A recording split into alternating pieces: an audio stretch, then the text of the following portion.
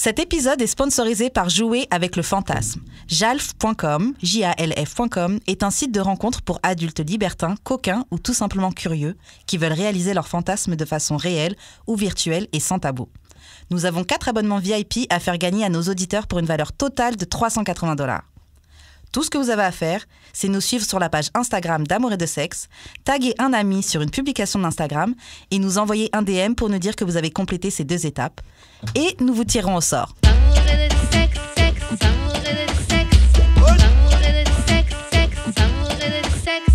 Ok, bon, nous sommes back d'Amour et de Sexe, Karen et ma main J.U.D. Voilà.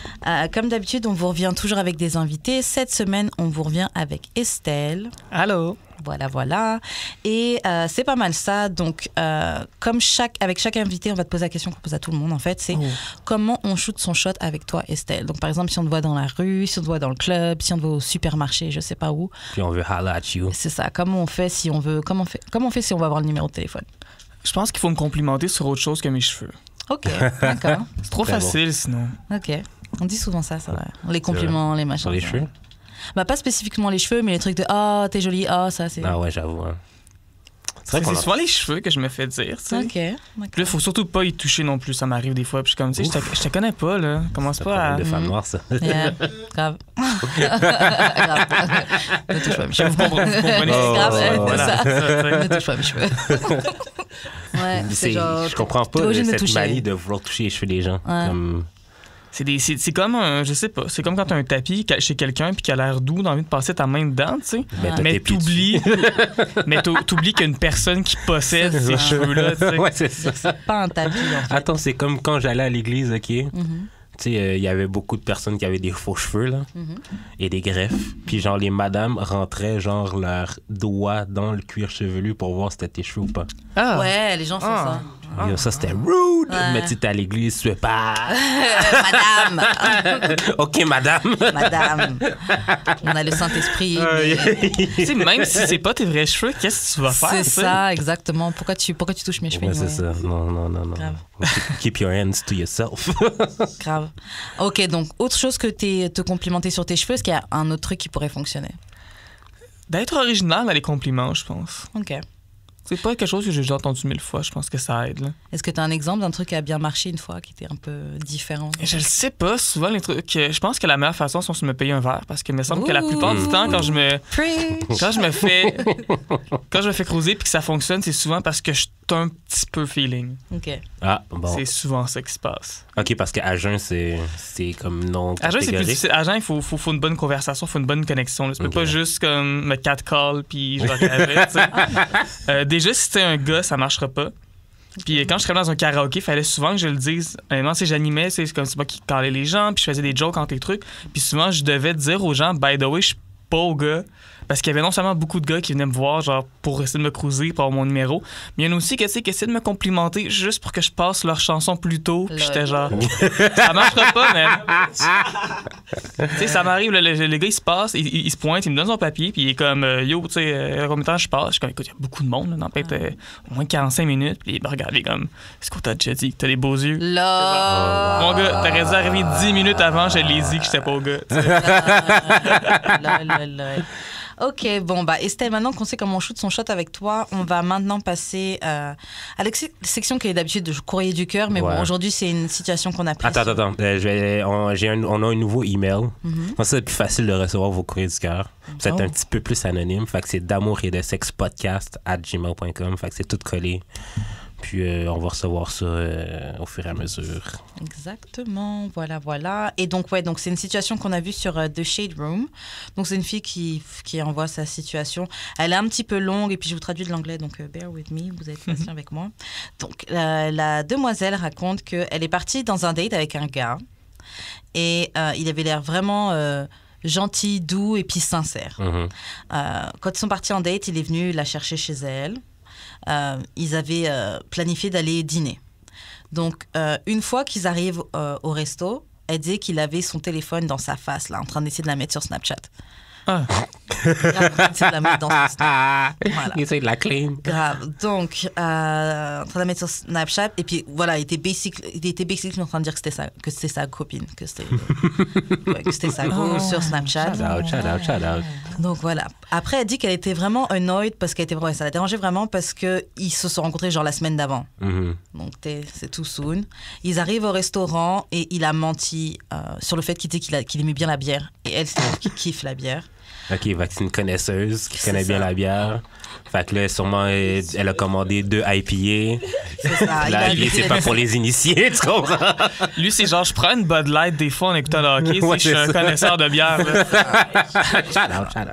Et donc c'est ça. Et puis après, elle dit pendant tout le date, il a fait que parler de marques de designer qu'il a acheté plus tôt dans la journée. Donc, il a fait du shopping. Donc là, elle dit, à ce point-là, I'm ready to get the fuck ASAP. À ce point-là. Donc, elle dit, sur le chemin du retour, il s'arrête à la station d'essence et il achète une bouteille de limonade et puis il met une bouteille de tequila et il verse dedans et puis il sort il sort des verres de shot de son sac à dos et il lui sort un shot pour que il lui demande si tu veux qu'on prenne un shot. Donc à ce point-là elle est comme chouk. Excuse me, what?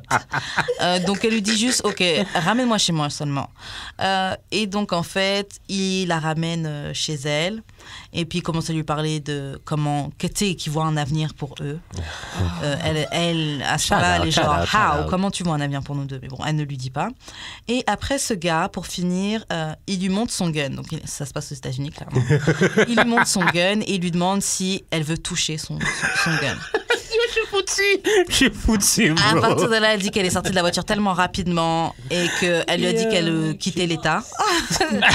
Et elle l'a bloqué. Ça, je pense que dans le genre de pire date, je pense pas il y a tellement de drapeaux rouges là-dedans. Oh. Mais l'affaire, OK, c'est que sûrement que le gars, il était habitué d'être de même dans ses autres dates puis ça marchait. Dans le sens que, genre, sûrement qu'ils datent des hood chicks. Ouais, puis que, genre, qu'ils sont facilement impressionnables. Ouais. Fait que, genre, parce que le coup d'aller chercher une bouteille de limonade, c'est pas whack. En plus, le gars, de ce que je comprends, il conduit là, dans cette histoire-là. Je sais pas s'il est sur 0.08 à la fin de la soirée. Moi, je suis pas contre le fait d'aller à la station essence, etc. Là. Mais je trouve que ça, c'est quand même quand t'es... J'allais dire quand t'es confortable avec les gens, mais ça dépend. Il peut avoir un vibe et puis on est prêt à faire des trucs ratchet ensemble. Moi, c'est ça.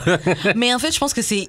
S'il n'y avait pas eu ce qui s'était passé au début de la soirée déjà, le fait qu'elle voyait qu'il avait menti sur le fait qu'il aimait la bière, qu'il commence déjà à essayer de la mettre sur Snapchat, moi perso ça m'aurait dérangé. Ouais, le Snapchat. Ça fait trophée, ça fait comme qu'est-ce que j'ai déniché. Grave. C'est genre, t'as jamais géré mieux que ça ou quoi? Ben, c'est peut-être ça l'affaire aussi. C'est juste ça. Genre, le gars, il a eu une chance d'or, mais il savait pas comment gérer. Ouais, mais clairement, il sait pas comment gérer.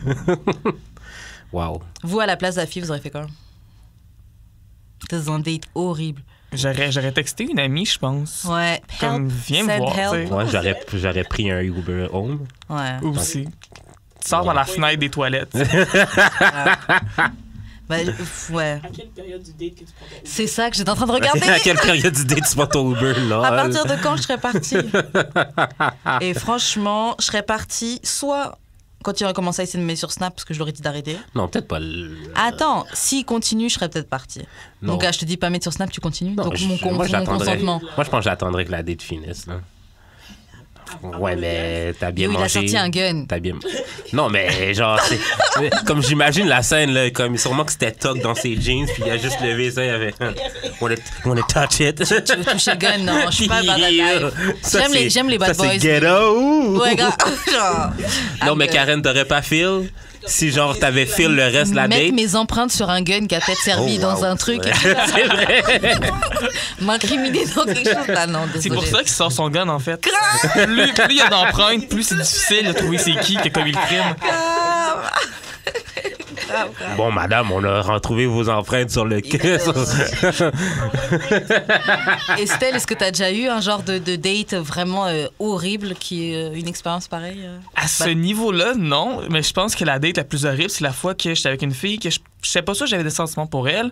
Mais là, éventuellement, il s'est comme passé des choses entre le moment qu'il y avait la date, puis j'avais des guillemets à date. Là. Puis le moment qu'on s'est dit qu'on allait faire de quoi, tu sais, puis on s'est revus, puis là, il était vraiment très sûr, puis elle me collait un peu, puis j'étais comme, OK, peut-être qu'elle a des feelings sur moi aussi, peut-être que c'est vraiment une date qu'on va avoir. Puis finalement, on s'est rencontrés cette soirée-là, puis on était dans un bar, mais c'était pas une date. Ouais, OK. À la fin de la soirée, j'ai juste compris que la fille était pas du tout, genre, elle était comme, t'es une chill amie, genre. Ah ouais, elle est tough. Ouais. Ah, Fait que Les gens qui perdent les temps des gens. QLMA. Feelings.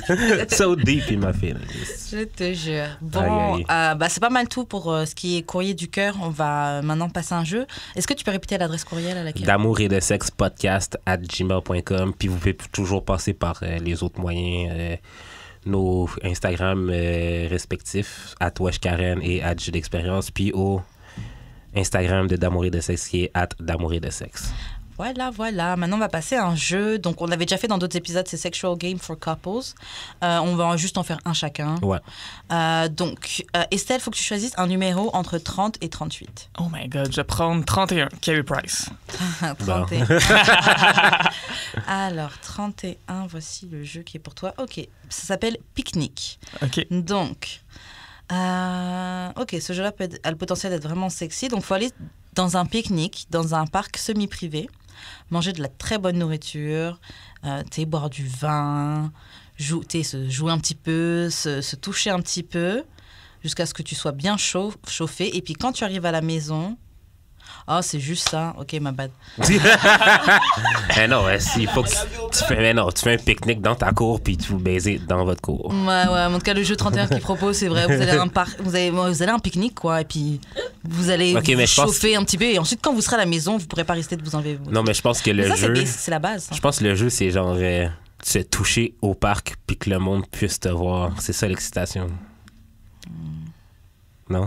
Je pense pas que c'est ça qu'ils disent, mais c'est pas mal. Je préfère quand même ce twist-là qui est un peu plus nasty. Genre mais mettre les mains dans les pantalons ou dans le chandail. Mais qui risque de t'emmener en prison quand même, parce que si t'es dans un parc... Mais ça dépend de ce que tu fais, tu sais, il y a une limite qui est là, tu sais, tu peux jouer autour. Tu sais, mettons si je mets ma main sur la... Tu sais, mettons que je mets ma main sur un genou, c'est pas illégal en public, mais après ça, tu sais, sur la cuisse à telle place, est-ce que c'est légal? Puis là, ouais. Je suis en train de cette heure-là. Je pense qu'il y a moyen de... C'est chaud. Moi, je trouve ça chaud. Si tu remontes... juste sur la limite, là. C'est ça, si tu remontes un petit peu, mais sinon, comme tu disais, si tu mets juste ta main sur le genou pour vraiment respecter les trucs de la loi, tu sais, c'est genre... Whack! Mais après ça, c'est la seconde que le policier hypothétique s'en fait de bord, tu sais, c'est facile de remonter en dessous de la jupe, là. Ouais, c'est ça. Passe la main vite, là. Tchou. Mais en tout cas, faites pas ça si vous êtes noir parce que. Tu vas te faire arrêter. Hey, il y a des noirs qui font des activités illicites dans le parc. OK, donc ça, c'est ton jeu. C'est le pique-nique numéro 30. C'est le jeu numéro 31. Toi, JUD. 37. OK, Into the Woods. Donc, dans les bois, dans la forêt. OK, c'est un autre pour les exhibitionnistes.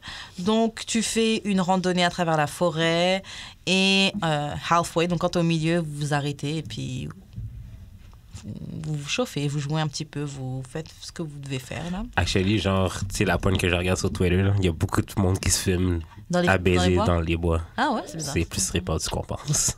OK, bah c'est ça, t'as ça à faire. Baiser dans les bois, j'ai jamais fait ça. Quelqu'un ici a déjà fait ça? Pas dans un parc, quand même. Dans un parc? Mais parc, dans les profondeurs du parc. OK, ouais. Pas un parc... C'était des arbres autour. Préfontaine, là. Pas à la ronde, là. Ouais. Non, définitivement pas. Et ouais, donc c'est pas mal ça. C'est juste le fait de faire du sexe outside. OK. Ton tour. Moi, je vais prendre 34. 34... OK. 7 minutes au paradis. Oh. Donc, donc c'est reprendre le feeling que j'avais quand j'étais jeune et que j'étais en train d'embrasser quelqu'un, tu sais, les premières fois, là. Vous passez des heures à vous galocher. Et il y a un twist dans ce jeu-là, c'est quoi? J'ai 7 minutes pour get in et get out du closet. The pressure could result in a really sexy, sweaty experience. Ah, OK, c'est tu te mets dans le placard avec... comme quand t'es jeune, là, tu te mets dans un placard et tu vous embrasses. Et genre, c'est ça, on a 7 minutes. OK. C'est chaud. Ouais, OK. Mais ça, c'est chaud quand t'es mais comme dans un party. Ouais. Ou t'es réunion de famille, vous êtes partis. Ouais. En réunion de famille, c'est pas mal. Une petite vide dans les toilettes, là. Peut-être. Mais party, J'ai déjà fait, je pense. Je le vois pendant une fête. Moi, j'ai déjà fait dans un party de maison chez nous, chez mes parents. Dans un placard? Dans ma chambre. The life. Ah oui, oui. J'ai déjà fait avec une amie à un moment donné dans un party, mais l'affaire, c'est qu'éventuellement, on était comme... Ouais, mais dans le fond, Estelle, c'est ton party de départ, puis il est comme minuit, genre, peut-être que tu pourrais retourner au party, tu sais. Ouais, non, c'est vrai, effectivement, les gens sont là pour moi, genre, c'est chiant, je suis pas là.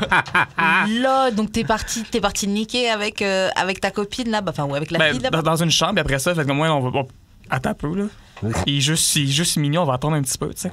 Puis là, finalement, elle est restée là, puis elle s'est juste endormie, évidemment. Là. Fait que quand je suis rentré, j'étais comme, allô? Puis... Trop tard. Voilà, Est-ce qu'ils avaient vu? Ouais, donc ils ont compris que t'étais plus là? Non. Même pas. Ah, man, je pense que t'aurais eu le temps de faire ton ting, là. Bah, je pense que c'est ce qu'ils ont fait. OK, on va jouer à un autre jeu qui est Never Have I Ever. Yeah. Donc, je n'ai jamais. Il faut choisir un chiffre entre 1 et 75. Exactement. Donc, Estelle, tu vas commencer. Je vais prendre le numéro 13. Numéro 13. OK. Je n'ai jamais léché de la nourriture sur le corps de quelqu'un. Non, j'ai jamais fait ça. I did. La crème fouettée, du chocolat. Ouais. C'est le fun, mais c'est sticky en tabarnak. C'est ce que je me dis, c'est... Ouais, non, ça colle. C'est pas... C'était le fun. Tu sais, c'est messy après ça. Ouais, c'était le fun, dans mais un je le lit, referais clairement, pas. il y en a partout après, tu sais. Ouais. Ouais, c'est la sensation sticky qui En tout cas, il y a bien d'autres choses qui peuvent être messy dans un lit, puis on le fait pas même. Effectivement, mais c'est clair qu'on fait des trucs qui sont même vraiment nasty. Plus nasty que ça, Ouais, c'est clair. que de la nourriture. C'est clair. De toute façon, il faut que tu laves tes draps de toute façon anyway, fait que... C'est ce que tu Que dis. ce soit de la bouffe ou des fluides corporels. C'est ce que tu te dis. la crème fouettée, c'est pas si pire. C'est pas comme si c'était genre des petits biscuits soda, puis que là, t'avais des petites graines partout. Genre. OK, je vais en faire un. Je vais faire le... Je vais faire le 15. Non, t'as fait le 14, toi? Non, le 13. OK, je vais faire le 15. Je n'ai jamais couché avec quelqu'un dans l'heure qui suivait ma rencontre. Donc, Dans une l'heure? Une heure après que je l'ai rencontré, on baisait. Peut-être pas une heure. Il faut que le bar soit proche de la personne, là. Tu sais? Ouais, c'est ça. C'est proche de chez vous, on maudit, là. Sinon, tu perds déjà comme un bon 10-15 minutes de Uber. Ou dans les toilettes. Ah, dans les toilettes, c'est vrai, oui. Dans la ruelle. Non, pas une heure après. Une heure. Comme quelques heures plus tard, mais pas une. Moi non plus. Ouais, dans la même soirée, c'est pas pareil que la même. Attends, laisse-moi vérifier si c'est Mais arrivé. attends peu. J'ai un vague souvenir d'une fois. Évidemment, c'est dans un karaoké. J'étais évidemment complètement saoul. Je me suis ramassé à chanter malgré moi une chanson de Céline Dion. Oh. My Heart Will Go On. Oh, OK. Et je sais pas comment ou pourquoi, mais j'ai fini par frencher une fille pendant tout. MDR. Pendant la chanson? What the fuck? C'est ça, l'affaire, c'est que j'étais tellement saoul que je sais que c'est arrivé, mais je sais pas comment c'est arrivé. Puis j'avais peut-être déjà parlé à la fille dans la soirée, mais je m'en souviens pas. Mais en tout cas, je l'ai ramené chez nous. Tu sais. On s'est frenché comme deux fucking labradors dans le taxi. Genre. On était dégueulasses. Tu sais, il y avait ma coloc qui se guettait un gars en même temps, qu'on était les quatre dans le taxi. Tu sais. Préciser, rencontrer.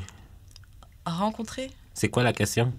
Never have I ever, une heure après s'être rencontré? Ouais. Est-ce qu'une date Tinder, ça compte? Même si on s'était déjà parlé avant? C'est la première fois qu'on se voit. Never have I ever slept with someone Moi, je within an hour l'accepterais. of meeting them. Of meeting them. You've never seen them in person, so it's the first meet. Ah oui, c'est arrivé First time meeting. Ouais, c'est vrai. 2 fois. 2 fois. Mais Tinder en même temps. Non, mais OK, ça arrive... Non, mais c'est parce que... Mais j'avoue, parce que, mettons, quand tu rencontres quelqu'un dans un bar, tu sais, il faut que dans l'heure, non seulement tu crées un contact déjà avec cette personne-là, que tu saches que les deux, qu'est-ce que vous voulez, tu sais. Parce que sur Tinder, la personne, elle sait, genre. Vous venez direct pour ça. Ben, c'est arrivé une fois sur Tinder, puis l'autre fois, quand j'étais en France, la fois que j'ai DJ là-bas, la fille m'a refilé son numéro, puis genre, dans l'heure, ça se passait. T'étais dans ses guts. Ouais. Dans l'heure qui suivait. Deep in. Efficace. Boss deep. Vas-y, Judric, c'est quoi ton... choisis un numéro entre 1 et 75. 48. 48. Ok, je n'ai jamais enlevé. Attends, remove clothing. Ok, that was not mine. Ok, je suis pas sûre de comprendre. Never have I ever removed clothing in public that was not mine. C'est quoi, enlever des vêtements sur quelqu'un d'autre? Mais en public. En public? C'est weird. Non, c'est weird, ouais. J'ai jamais fait ça, mais c'est weird. Pourquoi tu retirais les vêtements à quelqu'un d'autre? Comme ça. En public, en plus. Ouais. En public, là, c'est un peu problématique. J'ai déjà fait ça, genre avec ma sœur. Genre en Martinique, dans la mer, on s'amuse à enlever nos maillots de bain. Ha, ha, ha. Ou genre à mon cousin. Ou genre à mon T'es dans cousin l'eau, quand mais- t'enlèves son manteau. Genre, T'enlèves son manteau. Ton cousin de 6 ans? ouais, c'est ça, tu sais. Tu sais, j'ai déjà volé une tuque dans le cours d'école. Vas-y, tu peux en faire un autre, vas-y. 62. 62, 62. Ok, je n'ai jamais baisé dans un ascenseur. Non. Bah, le truc, c'est screwed around. Donc, est-ce que c'est vraiment fucked ou c'est peut-être juste. Non, c'est- c'est je pense que Ouais, c'est c'est assez un plus. peu Ouais, moins. C'est juste- plusieurs choses. ouais. Ouais. C'est genre s'embrasser puis se tenir les Dans ce fesses. cas, more than did it. Genre. Ah ouais? Non, j'ai pas fait ça. Non, ascenseur, c'est un must. C'est un must. Mais t'as pas beaucoup de temps. Moi, c'est ça. Tu sais, Ouais, c'est j'aurais ça. le temps de frencher quelqu'un un peu, ou tu sais, mais Non seulement que faut que tu ça. sois tout seul. Mais en Faut- fait, c'est par faut qu'il y exemple ait quand pas vous beaucoup d'arrêts. attendez. Ouais. Mais des fois, juste le temps de l'ascenseur, là, avant, vous pouviez pas, il y avait des gens. Maintenant, vous êtes tous les deux dans l'ascenseur. Ah! Puis aujourd'hui, les ascenseurs sont rapides. Tu montes 50 étages en 3 secondes. faut que t'aies un gros building, je pense, pour que ça vaille la peine. c'est C'était vraiment 50, haut. tu sais. 50 étages. Vas-y, Estelle, tu peux en faire un autre. Entre 1 et 75. Je vais prendre le numéro 50. 50, Bien pile. Le numéro 50. Ok. Ok, je n'ai jamais eu de rêve sur un professeur. Sur un professeur, je penserais. Moi, je pense pas que j'en ai eu. Tu sais, j'ai déjà eu des professeurs que je trouvais très, très cute, mais j'ai jamais eu de rêve sur ces professeurs-là, non. Non, moi non plus. Des profs, non. Non, pas des Ouais. profs. Pas jusque-là. Ok, je vais en faire un dernier, puis on va passer à autre Ouais. chose. Prends un. Le 1? Le premier. Le premier. Let's go. Le 1. Ok, je ne me suis jamais fâchée ou je n'ai jamais été fâchée avec un partenaire parce qu'il n'a pas bien performé. Mais attends un peu, est-ce que, mettons, c'est après coup, est-ce que c'est après coup t'étais fâché ou c'est sur le coup, tu t'es comme, OK, mais tu Les- sucks, là? Les deux. Karen, cette question-là, c'était Bah, pour des toi. Mais moi, je t'ai pas. Yo, l'univers abîme pour de vrai. Non, mais ouais, mais en fait, moi, c'est plus un peu comme Estelle disait, moi, c'est plus genre après, pas vraiment sur le coup. Ben, J'ai déjà fait exprimer ma frustration sur le coup, là. Mais genre, non, c'est après, mais. Je pense pas que j'ai déjà exprimé ma frustration sur le coup, genre. Moi, j'ai déjà en tout cas laissé faire en sorte que tu comprennes. Hein. Je t'envoie des signes. Ouais. Genre,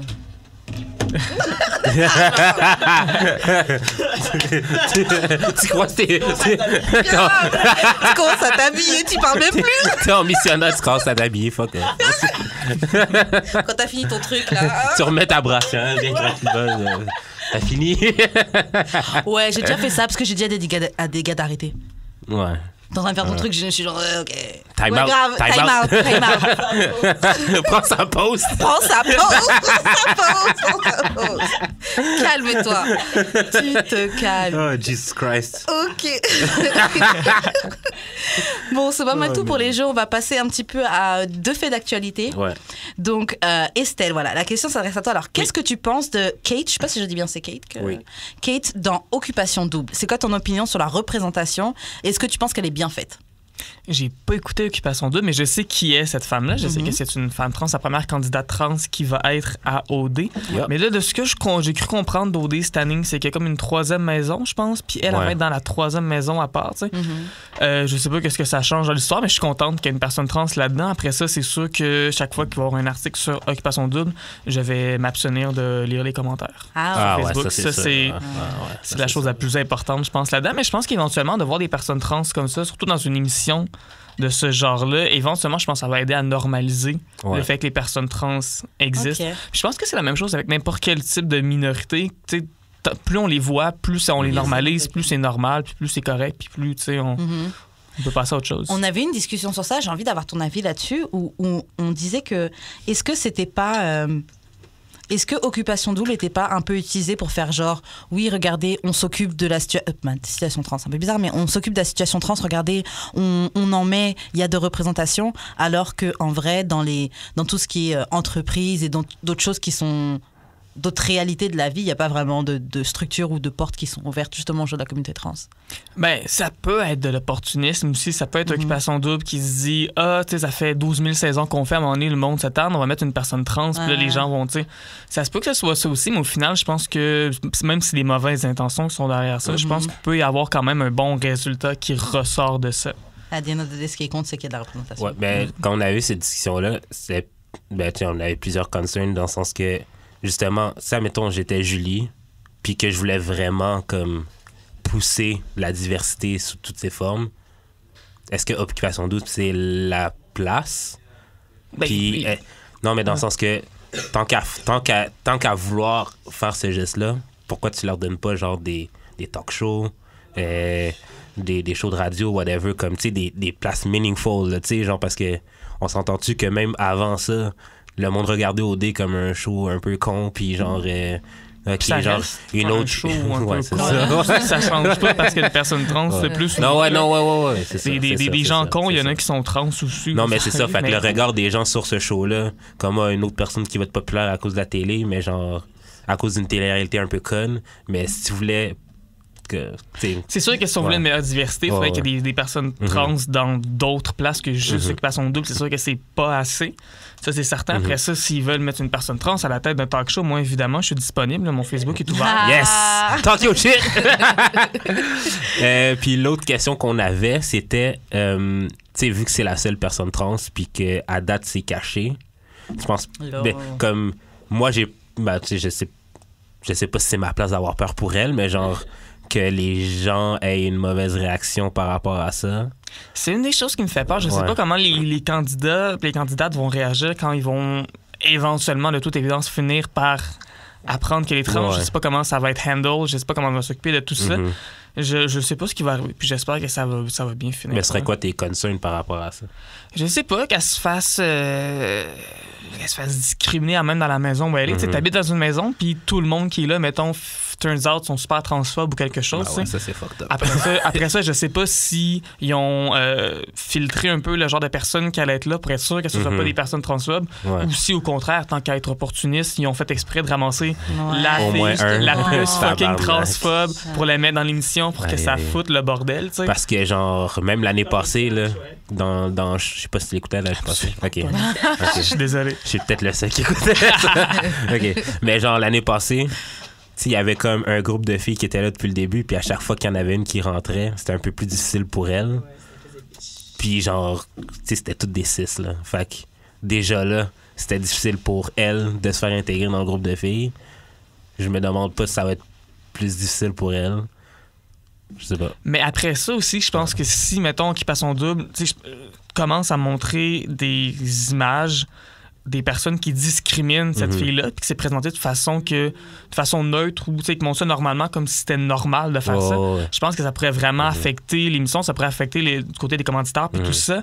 Il y a eu une situation en Angleterre, il y a une dizaine d'années, où je pense que c'est un Big Brother célébrité, puis t'avais justement une fille qui était une actrice de Bollywood, qui était sur place, puis justement, elle s'est fait discriminée, elle s'est fait lancer des racial slurs puis des trucs comme ça. Dans le show? Dans l'émission, ouais. Oh, wow. Puis comme, tu sais, ça a été diffusé, puis tu sais, soit des slurs, mais aussi juste des commentaires, tu sais, racistes. Là, il y avait une passe comme quoi, je pense, elle avait fait de la bouffe pour les gens. Puis il y en avait qui a un truc à mal fait cuire son poulet. Fait que là, il disait que tous les Indiens ne savaient pas cuisiner puis que c'était sa faute. Tu sais, des trucs de même qui sont pas des mots que tu peux pas mettre à la télé, mettons, mais que, tu sais, c'est complètement dégueulasse. Puis ça fait une grosse controverse. Ils ont dû, comme, canceller la saison suivante. Il y a des commanditaires qui sont débarqués. Il a fallu qu'il y ait des excuses publiques. Ça a été le gros bordel. Il y a eu après ça, comme l'équivalent du CRTC qui avait enquêté là-dessus pour savoir si l'émission avait failli à sa tâche.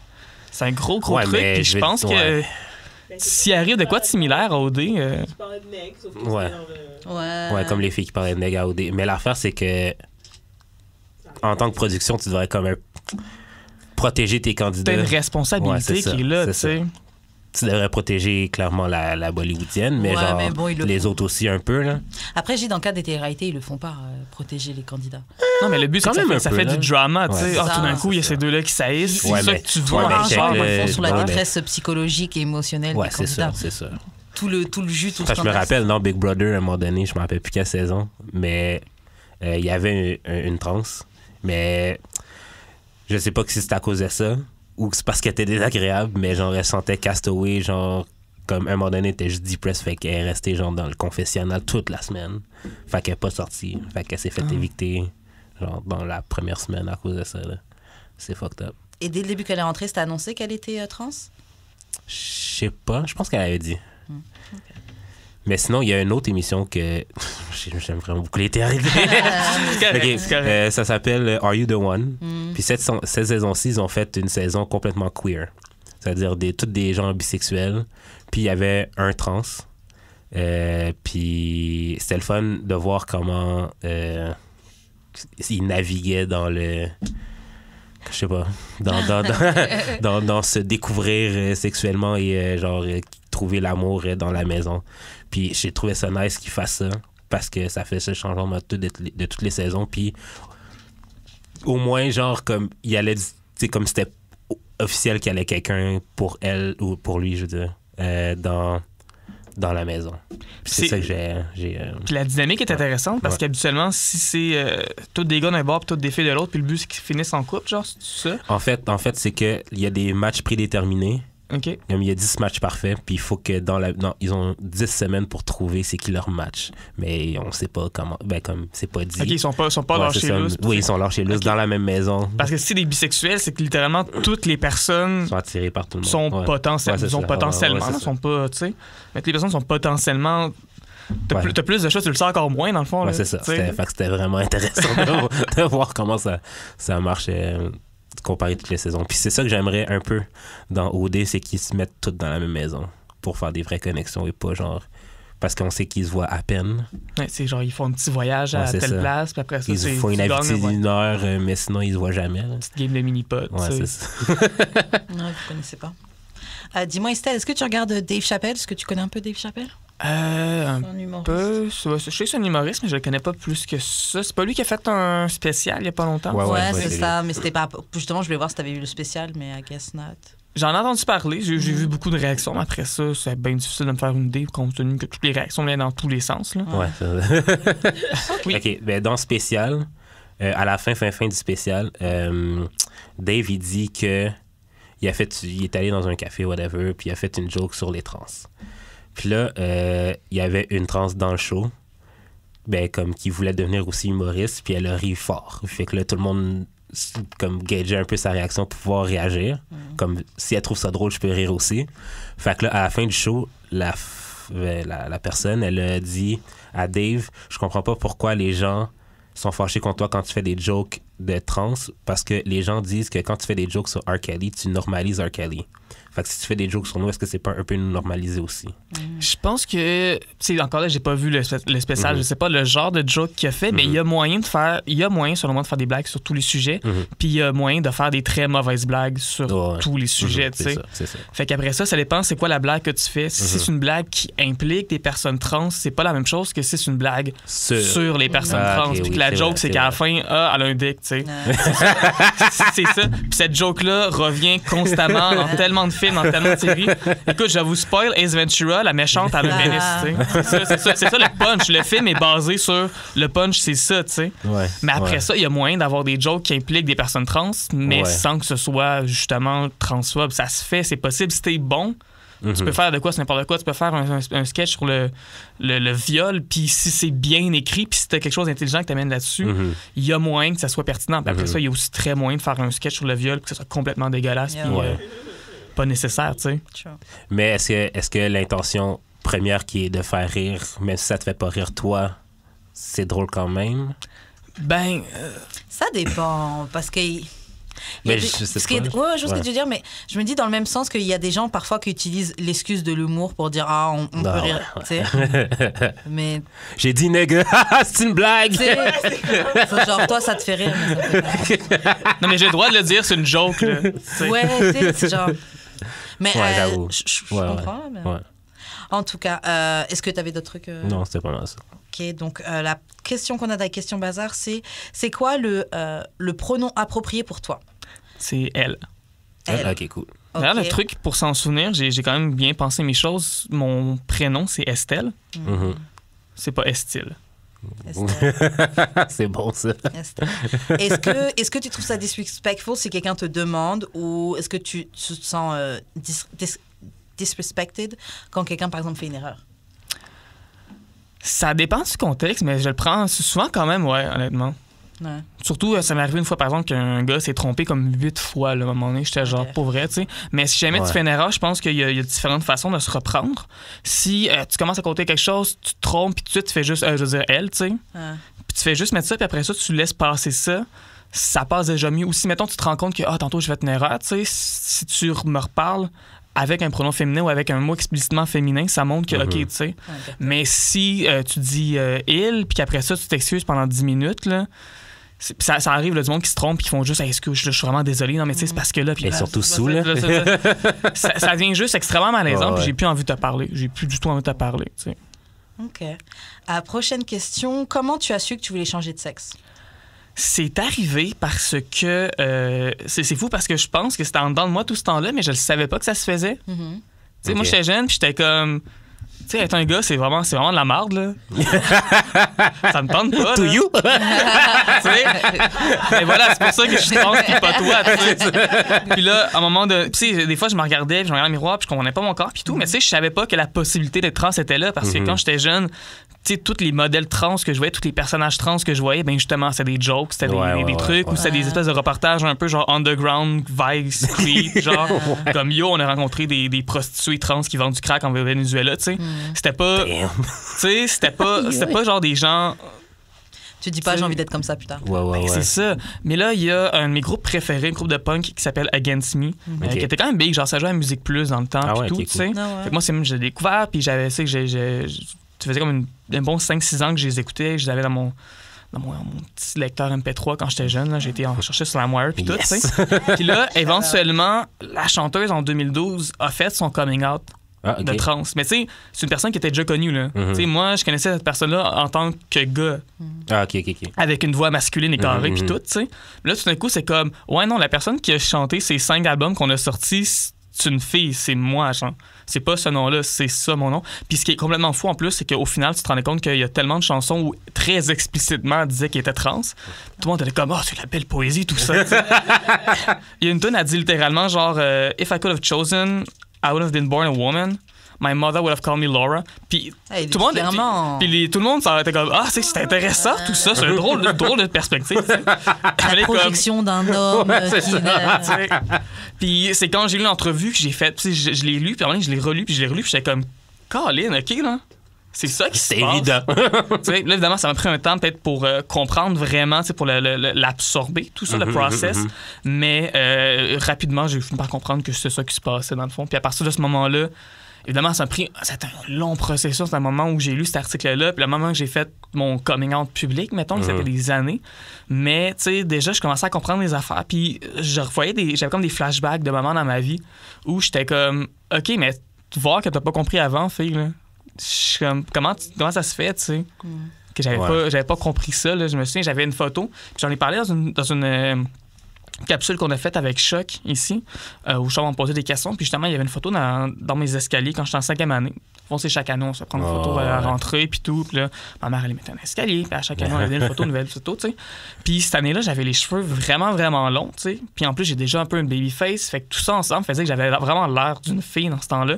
Puis je me regardais dans la photo, puis j'étais comme, ah oui, ça ferait une cute fille, ça, tu sais. Mais je ne savais pas que j'étais trans, tu sais.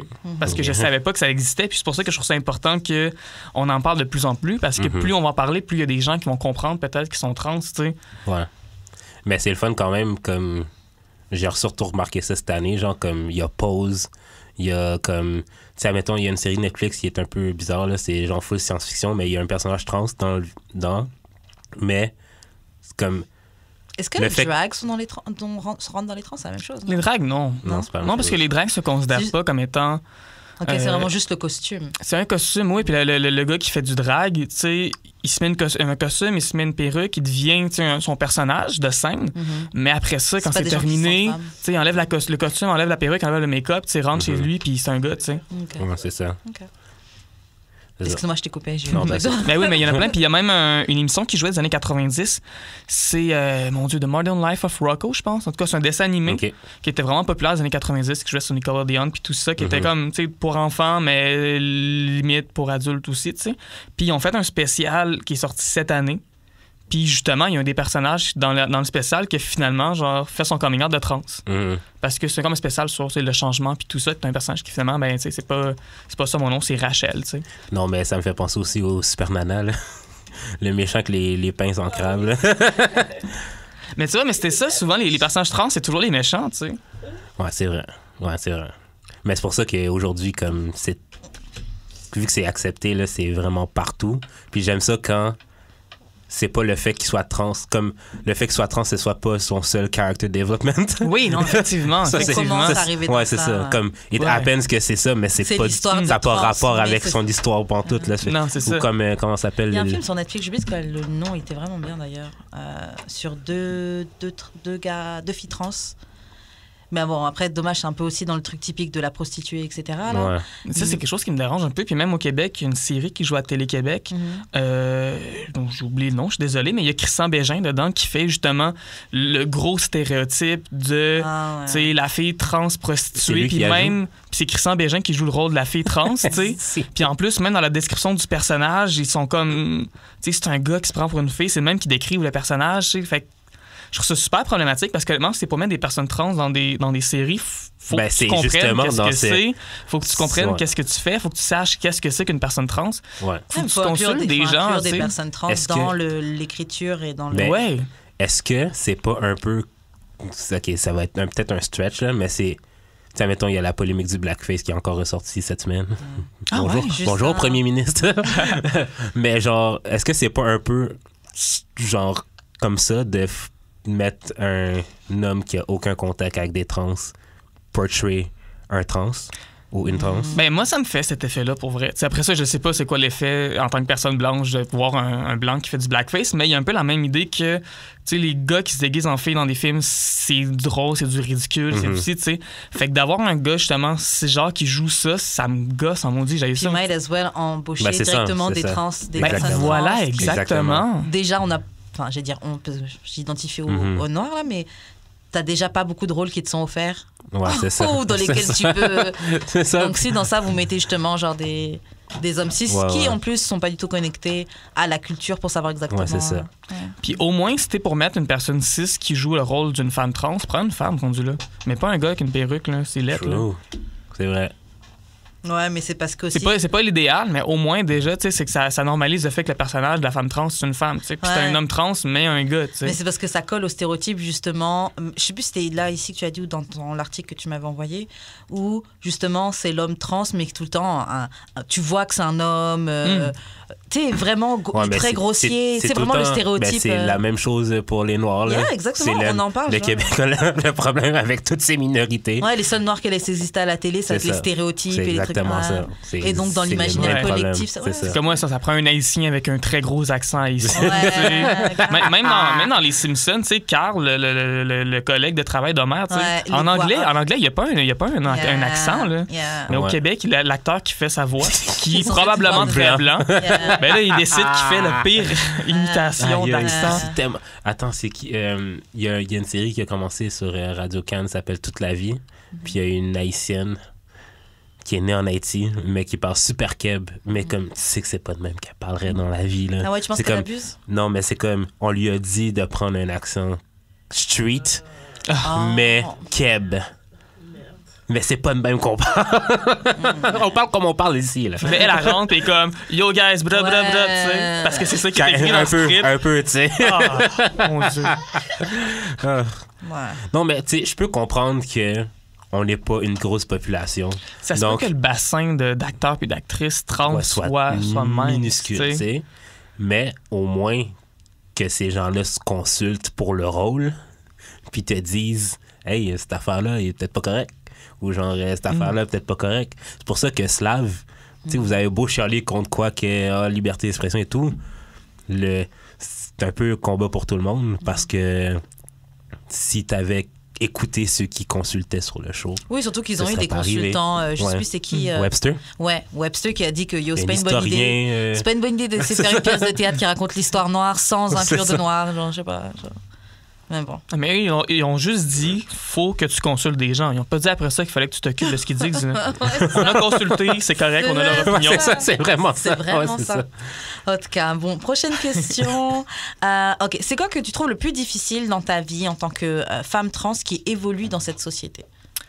Déjà, je le sais que j'ai quand même des privilèges par rapport à d'autres femmes trans qui peuvent habiter dans d'autres pays, qui peuvent être dans d'autres milieux familiales, même dans d'autres villes en même temps. À Montréal, je pense que c'est déjà plus facile pour une personne trans, ne serait-ce que non seulement à cause du nombre de ressources, à cause de la communauté LGBT ici qui est plus forte, tu sais, que dans d'autres villes où ça peut être plus compliqué. C'est une personne en Gaspésie, par exemple, qui annonce qu'il est trans, ça peut être plus difficile, tu sais. Mais c'est sûr qu'il y a des défis, puis c'est beaucoup sur le plan, je pense, personnel, sur le plan relationnel aussi, que je trouve difficile parfois. Mais autrement de ça, je veux dire, comme je travaille dans les médias, à date, je pourrais pas penser d'avoir vu des portes se refermer. Je veux dire, écoute, là, j'écris des articles en ce moment. J'écris une série d'articles en ce moment pour Balcourbe sur les chandails de hockey de la Ligue nationale. Fait que, tu sais, que je sois trans ou pas, ils s'en foutent. Ça, là, après ça. Puis même, hier, j'avais un tournage de télévision que je fais une émission à ma TV. Puis l'autre, ils s'en foutent là, qu'il y ait une femme trans ou pas. Là, je veux dire... Mais ce serait... Ça a peut-être sonné, mais tu penses pas que c'est pour remplir un certain quota? Ben, dans le cas de cette émission-là particulièrement, ce qui s'est passé quand je me suis fait embaucher, en fait, c'est que je faisais une entrevue avec un groupe de musique avec Choc, dans le fond. Je faisais un Facebook Live Choc au Franco, tu sais, je parlais avec Jésus les filles. Puis après l'entrevue, comme une heure après, il y a l'animatrice qui cherchait des collaboratrices qui a vu l'entrevue, qui a trouvé ça super bon, puis qui a dit « Hey, il veut s'embarquer sur mon show. » Ah, OK, c'est bon ça. Je suis embarqué sur le show, puis depuis ce temps-là que je suis là. Mais je pense que dans le monde des médias, surtout, comme je fais beaucoup de journalisme culturel, je pense qu'une ouverture aussi est encore plus facile à avoir que dans d'autres types peut-être de journalisme. Donc de ce côté, le côté professionnel, c'est vraiment pas quelque chose qui me fait peur. Puis moi, j'ai toujours été très ouverte sur le fait que je suis trans aussi. J'en parle ouvertement, je partage mes expériences dans des médias, ça me dérange pas.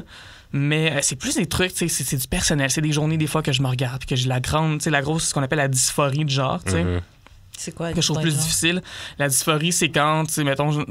il y a un détachement entre ce que je suis puis comment je me sens puis comment, mettons, je me regarde puis, tu sais, c'est une chose, tout le monde, tu regardes des fois dans le miroir puis se trouve laid ou laide, tu sais. Mais dans mon cas, c'est que non seulement ça va être ça, mais je vais me trouver trop masculine ou il va y avoir des éléments sur mon corps qui vont ramener ça, puis même si j'agis sur ces éléments-là, il y a d'autres éléments qui peuvent revenir, soit parce que, je sais pas, mes épaules sont trop ci, ma face est trop ça, ou des choses dans même souvent qui reviennent puis des fois qui peuvent miner ma confiance aussi. Tu sais, j'ose pas sortir, mettons, de chez moi plus que ça si j'ai pas du maquillage. Puis honnêtement, aujourd'hui, c'est la première fois en comme 2 ans à peu près. Depuis avant ma transition, en fait, que je sors pas de leggings, juste avec mes jambes comme ça. Là. Mes genoux ont pas vu le soleil depuis... Depuis vraiment longtemps. Mais aujourd'hui, je sais pas. Je le file. Je sais comment même. Faut profiter. Native American Summer. C'est ça. Faut profiter puisque même l'hiver qui nous attend. OK. Et comment tes relations, donc ta famille, tes amis, etc., comment ils ont évolué en même temps que toi, ou en tout cas, Ouais, comment ça a changé au cours de ta transition? Je sais pas. Je pense que il y a des amis que je me suis fait que j'ai l'impression que quand j'ai commencé ma transition, sont devenus plus proches, en fait. Ah ouais? Je repense à des gens avec qui je travaillais dans un camp de jour, puis j'ai fait mon dernier été là-bas en tant que, je sais pas, en tant qu'Estelle, parce qu'évidemment, c'est un camp de jour, j'avais un autre nom, mais tu sais. Fripouille! C'était Maestro. Oh! Non retiré dans la ville de Lévis, j'ai fait cet été pour ça. Mais justement, c'est beaucoup des filles, en fait, là, avec qui, tu sais, je m'entendais déjà bien, puis que là, maintenant, qu'ils comprennent que je suis une fille, ils sont comme plus proches de moi de ce côté-là. De toute façon, mes amitiés avec les gars, souvent, ça a été un peu plus. J'en avais absolument plein, mais c'était jamais aussi. J'avais jamais autant de fun, mettons. J'étais jamais autant à l'aise avec la plupart des gars avec qui je suis ami qu'avec des filles. Fait que là, maintenant, tu sais, je le sens que la façon que les filles avec qui je me tiens me traitent, ça a changé depuis que j'ai fait ma transition. Pas parce que je suis trans, mais parce que je suis une fille. Tu comprends? OK. Fait que c'est quelque chose qui a changé. Sinon, que ma famille, ça s'est bien fait. Ça s'est fait bizarrement, mais ça s'est bien fait. En fait, je m'étais comme donné un plan à un moment donné de quand est-ce que, tu sais, je m'étais dit, OK, à cette date-là, au jour de l'an, je vais faire mon coming out à mes amis, genre, à minuit, quand je vais être seul. Ça va bien se faire. Puis après ça, à mon anniversaire, qui est en juin, je vais faire mon coming out public. Tu sais, changer mon Facebook, changer ma photo de profil, changer mon nom, tu sais. Fait que, tu sais, j'avais planifié ça. Toi, t'es quel signe astrologique? Moi, je suis Gémeaux. Ouais. Début juin. These people, Puis entre les deux, je vais rencontrer mes parents puis je vais finir par leur dire. Mais l'affaire, c'est que mes parents habitent pas à Montréal, ils habitent à Lévis. Fait que j'ai jamais comme eu la chance de les voir finalement. Puis là, j'étais comme, je peux pas genre les texter là, pour leur dire Yo, by the way, OK. Puis comme de fait, genre une semaine avant genre ma fête que je savais puis que c'était prévu, puis tu sais, j'avais parlé avec mes amis que c'est ça le plan, puis c'était vraiment. C'était super important que je commence à ce moment-là, parce qu'à un moment donné, il faut que je commence ça. J'étais dans un bar, j'étais évidemment, encore une fois, assez... bon, j'ai passé une bonne soirée. Puis là, il y a un de mes amis que... Ça, je pensais qu'il m'avait peut-être mégenré, puis c'est sûrement un accident, parce qu'évidemment, même si j'ai fait mon coming out avec mes amis, publiquement, à l'école, puis tout, il m'appelait quand même par mon ancien nom, puis j'étais quand même, c'est vraiment juste quand je sortais dans ce bar-là, puis que je me maquillais, que là, tu sais, c'était Estelle. Puis là, I guess, il a dû se tromper quelque chose. Puis là, j'étais vraiment fâché dans mon état d'ébriété. Puis j'étais comme, ouais, mais là, si tu m'invalides comme ça, Colin, OK, mais check mon aller. Puis là, j'ai sorti mon téléphone, puis j'ai texté ma mère, là. J'y ai tout dit. À comme 2h30 du matin. J'ai dit à elle, j'ai dit à mon frère, j'ai dit à ma soeur, tu sais. Puis j'étais comme, allez-y, trou. Ah, tu les as dit en même temps? J'ai tout texté. Ma soeur, en fait, j'en avais parlé l'année d'avant, mais je m'en souvenais pas. Oh. Il y a beaucoup. C'est vrai, pour vrai, honnêtement, que l'alcool, ça m'a vraiment aidé. C'est plate à dire, mais quasiment tous les coming out que j'ai fait, c'était. Il y avait de l'alcool en jeu, il y avait de l'alcool d'impliqué. Puis des fois, c'est pas prévu. Des fois, tu sais, dans le cas jour de l'an, je savais que je voulais faire ça, mais il y en a plein des coming out que j'ai fait que j'étais à bout. Puis à un moment donné, j'ai juste explosé, puis ça a sorti, tu sais. Mais j'ai jamais eu de. Tu sais, mes parents m'acceptent pareil, puis c'était correct. C'était peut-être un peu plus difficile avec mon oncle parce que. C'est un peu plus vieux jeu, il est moins au courant de ce genre de choses-là. Ouais. Puis, tu sais, il était comme pas. Tu sais, c'est pas tant qu'il voulait pas m'accepter, mais il était comme. Il avait peur de faire une erreur, il était comme pas à l'aise. On peut plus rien dire! Voilà. Mais finalement, mes parents, ils sont assis avec, puis ils ont parlé, puis ils ont fait comme ça va bien aller pour Noël, il n'y a pas de problème, ça va être chill. Puis comme de fait, ça a été chill, puis j'ai pas eu de problème avec mon oncle après ça, là. Mais, ou avant ça. Mais non, de côté de ma famille, ça a été quand même assez facile avec mes amis aussi, ça s'est bien fait. Là. J'ai pas, ouais. Pour vrai, oui, honnêtement, oui, parce que je sais qu'il y a beaucoup de gens qui se font. Il y en a du monde qui se font sacrer dehors, là, surtout des jeunes qui habitent chez leurs parents, puis tout d'un coup, c'est comme. Après ça, on se demande pourquoi il y a autant d'itinérants qui vivent dans la rue, mais c'est ça, c'est du monde qui se font sacrer dehors, parce que c'est pas vrai qu'on va avoir une trans ou un gars qui s'habille en fille chez nous, je sais pas quoi, tu sais. Mais t'as-tu attendu, genre, d'habiter, genre, par toi-même avant de le faire? Non, j'habitais déjà. En fait, moi, j'ai quitté la maison quand j'avais comme 16 ans pour étudier à Jonquière, puis après ça. Je suis revenu chez mes parents, je suis reparti. Là, je suis rendu à Montréal, mais ça faisait 3 ans que j'étais à Montréal. Tu sais. OK. C'est plus facile quand t'es genre on your own que quand t'habites. Genre. Peut-être aussi, ouais, parce que je leur disais ça, puis s'ils me disaient que ça marchait pas, puis qu'ils m'aimaient pas, puis tout ça, ben garde, tu sais, au pire, c'est ça. Je suis déjà chez nous. C'est ça, ils peuvent pas me sacrer dehors, tu sais. Puis je pense déjà le fait que t'étais plus dans ta ville dans laquelle où t'as grandi. Je pense qu'il y a un moyen. Tu sais, tu devais vraiment vivre ta vie toi-même, t'as tes habitudes, tes sorties. Surtout, comme tu dis, Montréal, c'est une ville où la communauté, elle a quand même une grosse. Je sais plus c'est quoi le terme que tu as dit tout à l'heure, mais il était bon. Forte. Bref. Tu sais. Et Et donc, c'est sûr que, ouais, tu devais déjà être dans ta vie, vivre un petit peu. C'est sûr que t'as moins envie de reculer. Ça faisait déjà un bout aussi que je me maquillais. Ça faisait une couple d'années que je faisais ça, puis je le faisais de plus en plus souvent. T'as pas envie d'arrêter. Tu sais, à un moment donné, j'avais comme cette vibe-là que une fois par semaine, j'allais tout le temps dans le même bar de karaoké où j'ai fini par faire mon coming out au staff du karaoké. C'est où?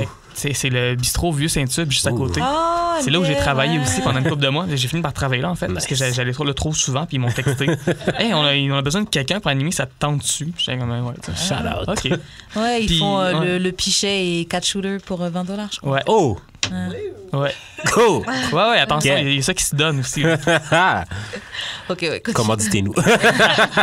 Mais voilà, c'est ça. Fait que j'allais comme une fois par semaine. Fait que je savais que cette journée-là, puis je le dis à mes amis qui est là, tu sais, à soir, c'est Estelle mon nom, tu sais, c'est pas le nom d'avant, c'est pas ça, tu sais. Puis comme, c'est mon but, je maquillais, j'essayais de mettre les vêtements que j'avais les plus androgynes, tu sais, autant que possible. Parce que j'avais pas encore toute la garde-robe au complet. Ça, c'est venu par après, à force de magasiner, d'avoir des amis qui me donnent du linge, puis de remagasiner encore, parce que finalement, j'aime ça, c'est le fun. Fait que, voilà.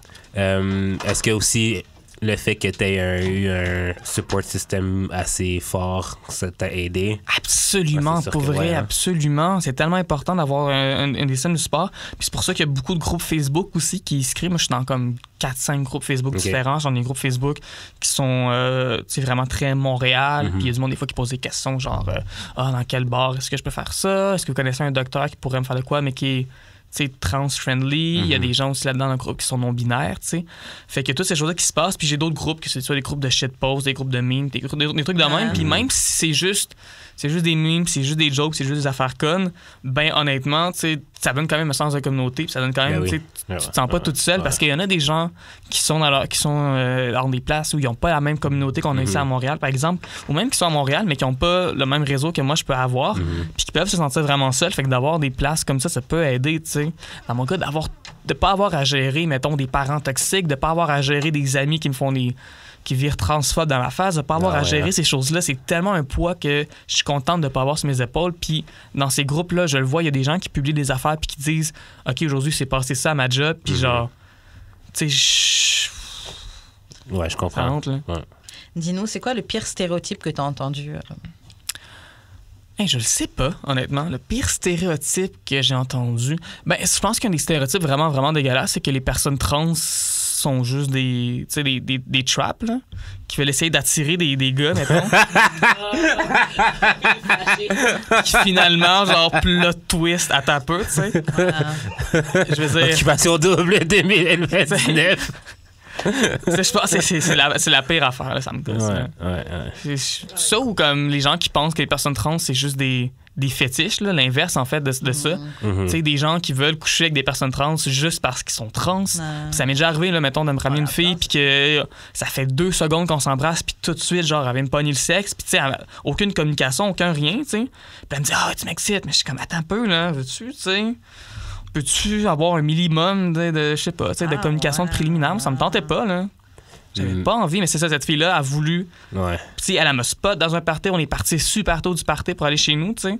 Puis comme elle, ce qu'elle voulait, c'était ça, puis c'était pas parce qu'elle me trouvait charmante ou quoi que ce soit, c'est parce qu'elle était comme ah ouais, ça va être le fun, tu sais.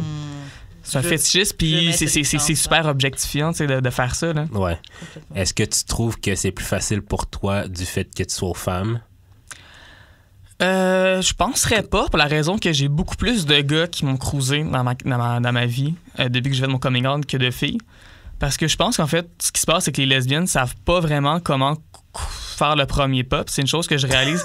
À force de voir, en général. Je vois tellement des memes que c'est là-dessus. Sont comme lesbian culture, c'est juste une fille sur Twitter qui dit genre yo, je suis lesbienne puis je pourrais aller me get une blonde, genre, puis je suis célibataire, puis comme 15 autres filles qui font comme girl same, puis il y a personne qui fait un move, genre.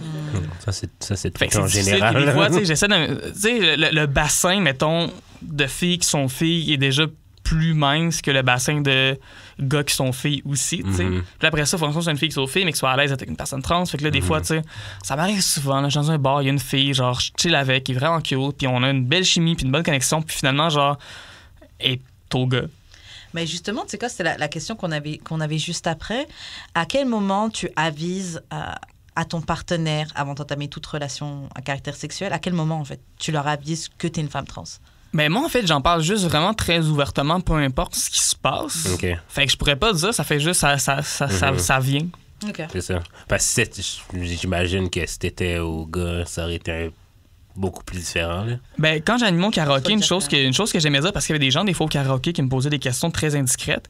Puis, tu sais, au karaoké, je le disais non seulement très ouvertement que j'étais trans, mais ce que j'aimais dire, c'est prendre un micro puis faire comme « Hey, by the way, c'était le genre de personne qui est pour me demander si j'ai un pénis ou un vagin.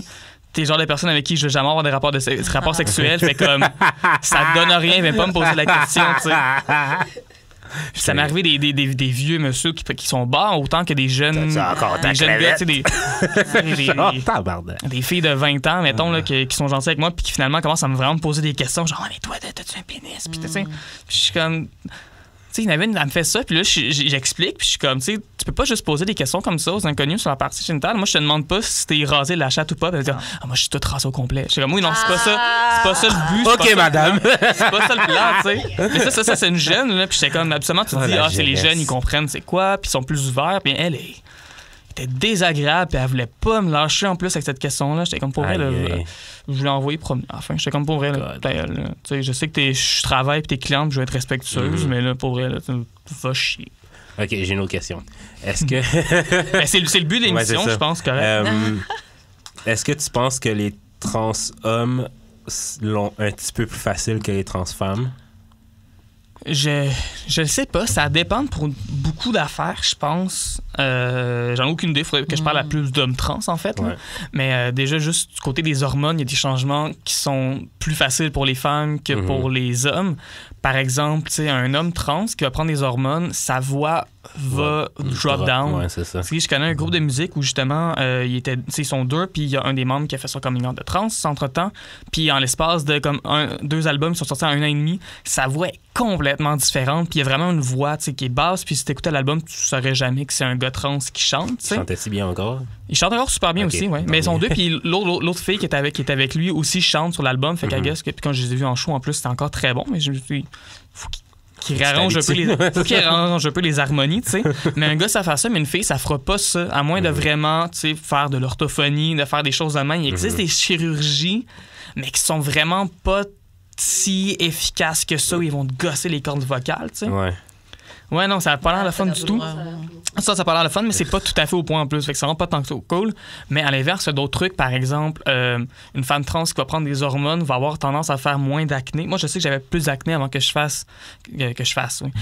prenne de l'estrogène puis des choses comme ça. Tandis qu'il y a beaucoup de gars trans qui vont prendre des hormones puis qui vont commencer à avoir une peau qui est plus huileuse, avoir un peu plus d'acné. Puis, tu sais, aussi, moi, j'ai des seins qui poussent, mais le gars trans, la seule manière de se départir de ses seins, ça va être de les chop, là, tu sais. Fait qu'il y a des choses qui sont plus faciles, des choses qui sont plus difficiles. J'ai pas besoin, mettons, de porter un binder comme les gars trans font, tu sais. Surtout les gars trans qui ont des fortes poitrines. Pour vrai, il faut vraiment qu'il y ait des trucs qui écrasent. Puis des fois, c'est super inconfortable, là. Tu sais, des fois, comme une brassière trop petite, ça peut faire mal. Mais là, imagine comme une brassière 8 fois trop petite, genre, puis qui fait tout ça au complet. C'est sûr que ça fait mal, là, tu sais. Mais de savoir qu'est-ce qui est plus facile ou plus difficile, je le sais pas. Je pense que peut-être... Ben déjà, les hommes trans ont tellement peu de représentation, beaucoup moins que les femmes trans. Si on parlait des séries tantôt, il y a des femmes trans dedans, il y en a plein. Mais les séries avec des hommes trans, ça n'existe à peu près pas à ma connaissance. Tu sais, je pourrais pas t'en nommer une de même, tu sais. Are you the one? Ben, c'est ça. C'est une saison. C'est ça la représentation des hommes trans. Mais il y a peut-être aussi moins la mauvaise réputation qui a pu être forgée au fil des années, tu sais. Ouais, c'est ça. Des jokes de filles avec un pénis, il y en a eu 800 000 qui ont été faits. Des jokes de gars avec un vagin, ça... J'avoue. Ça arrive pas vraiment, tu sais. C'est vrai. Puis aussi, je pense qu'il y a cette idée-là toujours que, tu sais, un gars qui veut être une fille, c'est toujours moins bien vu qu'une fille qui s'habille en gars, tu sais. Une fille qui s'habille avec un veston de gars puis tout, tu sais, ça fait du sens. C'est comment qu'il est une personne powerful, mais un gars qui va mettre une robe va nécessairement se faire ridiculiser. Fait que je pense qu'il y a un peu cet aspect-là aussi qui revient chez les personnes trans, tu sais. Ouais, notre rapport avec la masculinité et la féminité, là. Ouais. OK. Je pense je sais plus si on en a parlé tout à l'heure. Est-ce que je t'ai demandé tout à l'heure qu'est-ce que tu pensais des toilettes qui étaient gender neutral? Tu me l'as pas demandé. Tu m'en as parlé avant l'émission, mais tu me l'as pas demandé. Ben, c'est certain que c'est tellement important, pour vrai, non seulement pour les personnes trans, mais aussi pour toutes les personnes qui sont non-binaires. Je trouve ça très important. Puis aussi, même des situations où, tu sais...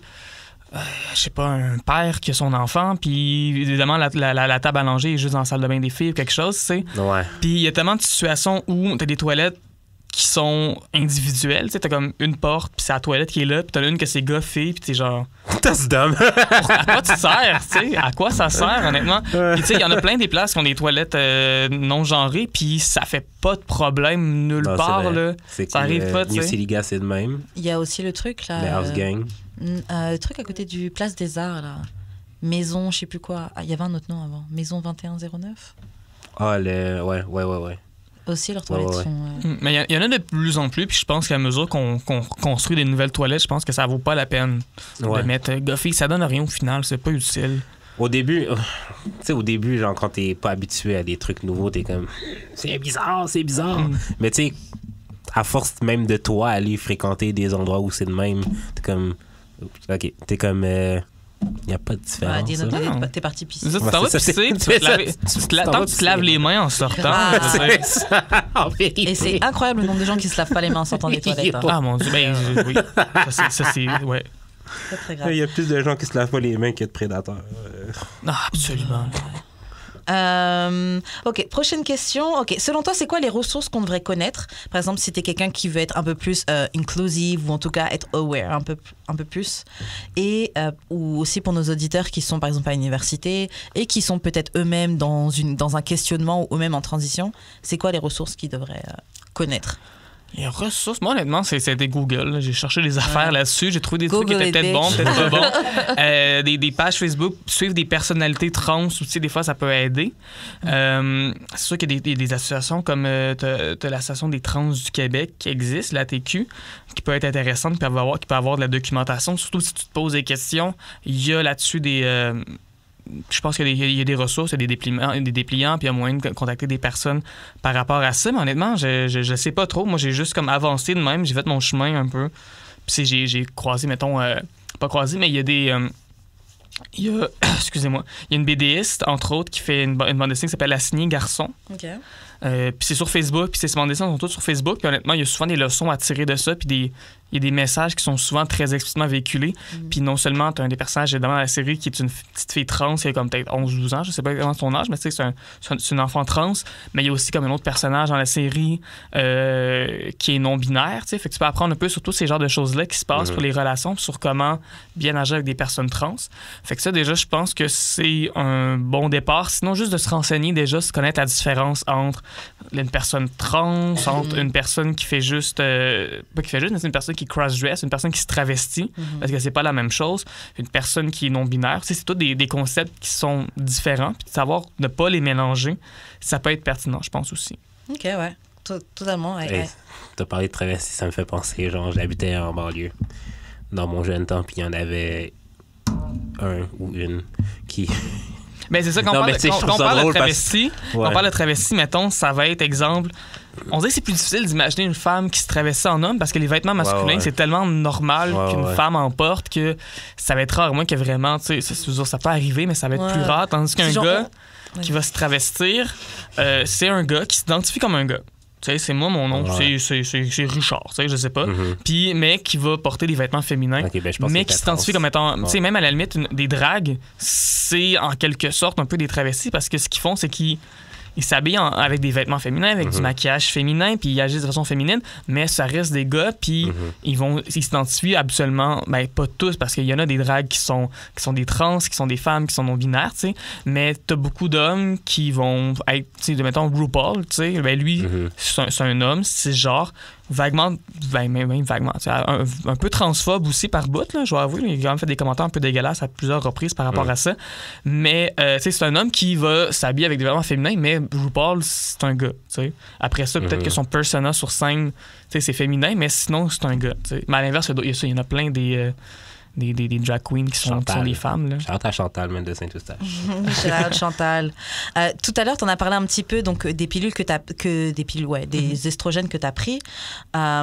C'est quoi est-ce que tu peux nous expliquer un peu le overall process, donc un peu le processus en gros avec, par exemple, les différents types de médicamentation qu'il va falloir la faire et puis c'est quoi le trame? Déjà, pour avoir accès à ça, c'est pas des vitamines pierre à feu, malheureusement. Tu peux pas juste rentrer au Jean Coutu, t'empoignes la quantité que tu veux, puis tu y vas, tu sais. Faut d'abord, dans mon cas, ce que j'ai fait, j'ai commencé, dans tout mon parcours, mettons, j'ai commencé par rencontrer un thérapeute de genre, qui est un psychologue qui est spécialisé là-dedans. Okay. En gros, on a jasé comme 50 minutes, puis à la fin, il était comme, ben oui, okay, t'as bel et bien une dysphorie de genre, t'es bel et bien une personne trans. Puis il m'a signé une lettre, puis tout, que j'ai pu après ça aller présenter à mon médecin de famille, qui, lui, a simplement vérifié des tests de sang, voir si j'avais pas, je sais pas, un taux de cholestérol abnormalement élevé ou peu importe, des trucs comme ça qui pourraient faire des problèmes avec ma médication. Fait qu'une fois que j'ai eu la lettre comme ça, une fois que j'ai eu ça, j'ai été rencontrer une endocrinologue, juste à côté ici d'ailleurs, hein, c'est à côté des résidences de l'UQAM, qui, elle, a vu mes résultats sanguins, a vu que j'avais pas d'anomalie nulle part, tu sais, a reçu la lettre, puis en plus, fait que, tu sais, elle savait que j'étais une femme trans qui voulait faire des hormones, puis à la base, elle m'a prescrit de l'estrogène et de l'androcure, qui est un médicament qui sert à la base, c'est pour les personnes qui ont le cancer de la prostate, mais c'est que ça bloque la testostérone, en fait.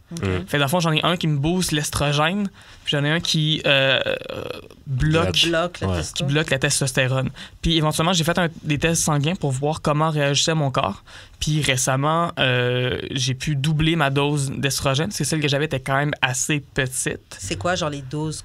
Ben, je pourrais dire que c'est des 25 mg qui j'ai augmenté à 50 mg. Après ça, moi, ça me dit rien.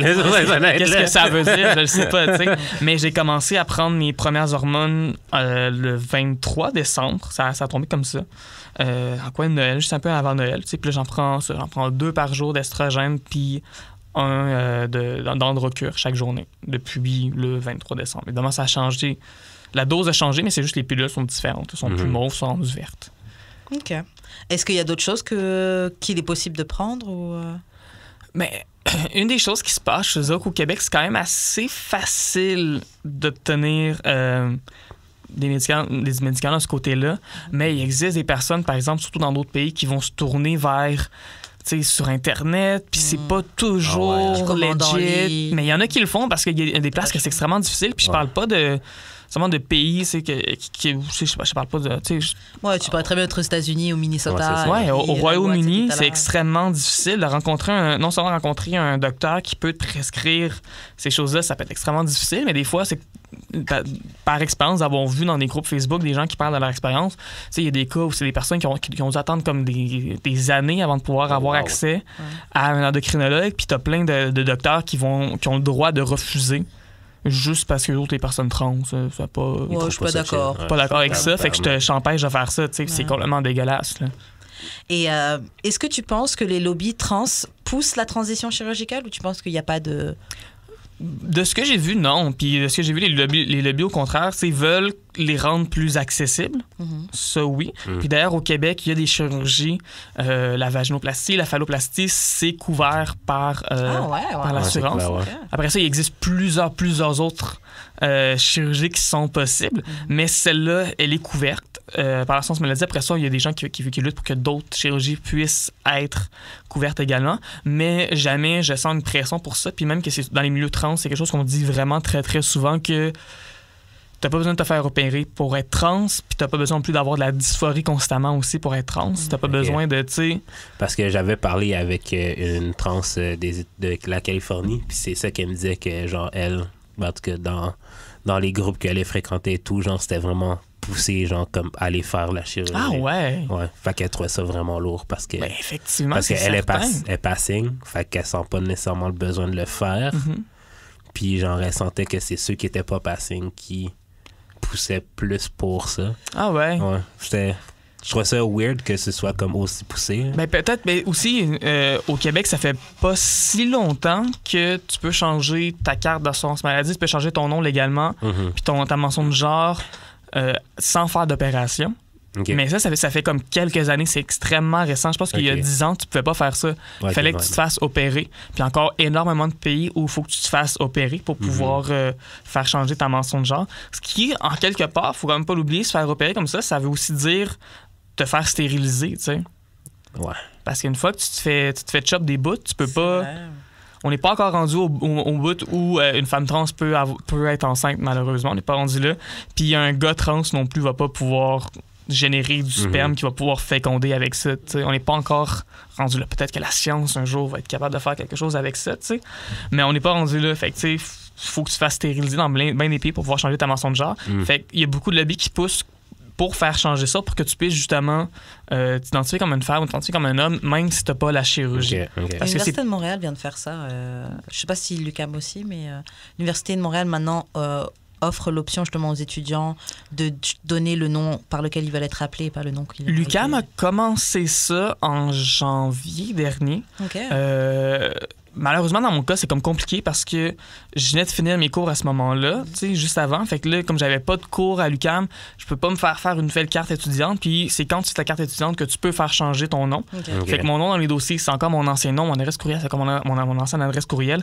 Et faire changer son nom, c'est quand même assez complexe parce que tu sais, une fois que tu vas porter tes documents, dans mon cas, j'ai été capable de faire ça. Mon nom légal, c'est Estelle Grignon, tu sais, ma mention de genre, c'est tout ça.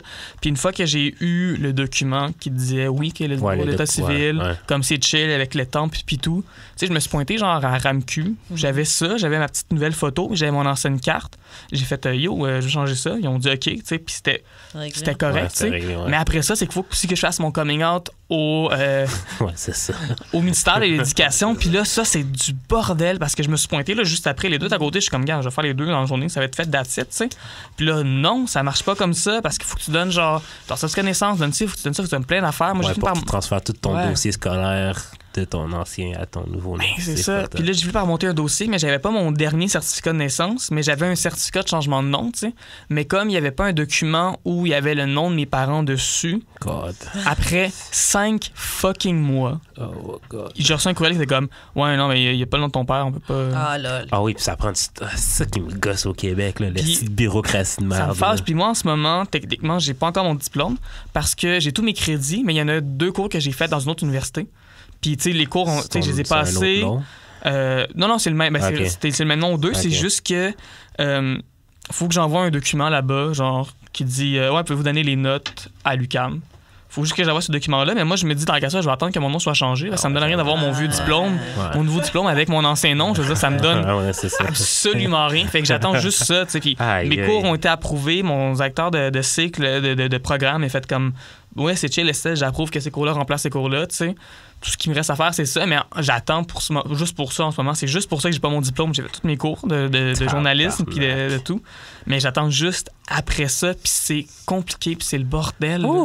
Là, j'ai commandé évidemment là, mon certificat, mais tu sais, je sais pas combien de temps, une fois que je ressors mon certificat de naissance, je sais pas combien de temps ça va prendre avant que je puisse, tu sais, que j'ai apporté mes affaires, que je puisse avoir une réponse, puis encore là, est-ce que je reçois une réponse, il faut que je remplisse un autre formulaire. Prépare-toi à 5 mois, et puis... prochaine question. Après ça, les gens disent que c'est... Non, mais genre, je trouve ça drôle que genre... Ah, c'est juste dans ta tête et tout. Non. Genre, t'as fait le choix d'être comme ça. Je veux dire, si t'avais fait le choix, là, je pense pas que tu passerais par tout ça. C'est compliqué en tabarnak, là. Tu veux? Tu sais, après ça, faut que je fasse mon changement de nom partout, là. En ce moment, de ce que j'ai compris, je suis comme pas inscrite sur la liste d'élections Canada, genre. J'ai été vérifiée avant hier, puis j'ai checké les 2 noms. Fait qu'on dirait qu'ils ont fait comme, OK, non, cette personne-là n'existe plus. OK. C'était le grillon, tu sais, caisse, tu sais. Fait que je suis pas là. Je sais pas. De toute façon, honnêtement, je sais tellement pas pour qui je vais voter qui est rendu là, tu sais. Ça, c'est un autre débat. Moi, je sais pas si je vais voter. Prochaine question. Est-ce que tu connais des personnes ou est-ce que toi, tu as déjà pensé à reverse et revenir back à ton original gender? J'ai jamais pensé à ça. J'ai jamais connu des personnes qui ont voulu faire ça non plus. J'ai l'impression que c'est quelque chose qui est tellement minime. Comme ça arrive. Ça va arriver des personnes qui vont venir sur décision ou qui sont, mettons, une personne qui fait comment, vraiment, je pense que je suis une fille, puis qu'au final, passe de gars à fille, mais que finalement, se trouve peut-être entre les deux aussi, ça peut arriver.